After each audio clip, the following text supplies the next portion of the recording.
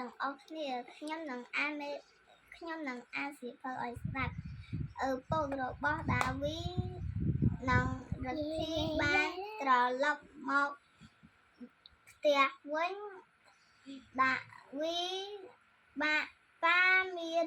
របស់ផ្ញើកូនណាអរគុណប៉ាដាវីឆ្លើយទាំងអំណរដាវីបង្ហាញរបស់នោះដល់ប្អូនប្រុសនាងមើលណែបងមានរង្វាន់ព្រោះបងមានបងជួយធ្វើការងារផ្ទះប៉ុន្តែប្អូនមិនបានទទួលរង្វាន់ទេព្រោះប្អូនខ្ជិលណាស់ប៉ាពិតជាគ្មានអំណោយឲ្យកូនទេឬ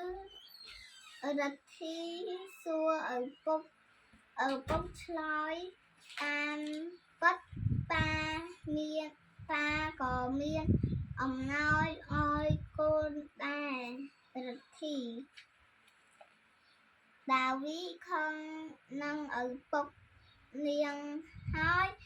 និយាយឡើងថាហេតុអ្វីបានប៉ាឲ្យអំណោយទៅរិទ្ធីអីចឹងគាត់មិនដែលជួយការងារផ្ទះទេវាពិតជាមិនត្រឹមត្រូវទេប៉ា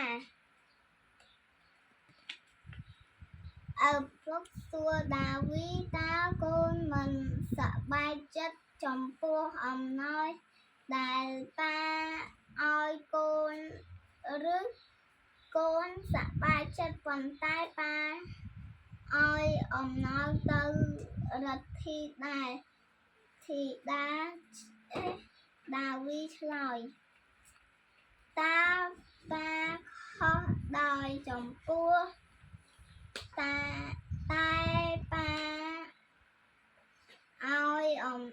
អ្វីមួយដល់រិទ្ធីដែរឬប្អូនក៏ត្រូវការ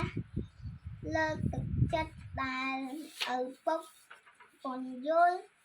ដាវីញញឹមហើយតបថាកូនសុំទោសដែលកូនច្រណែនប្អូនរិទ្ធីបានយកទឹកមកជូនឪពុករួចនិយាយថាអរគុណប៉ាដែល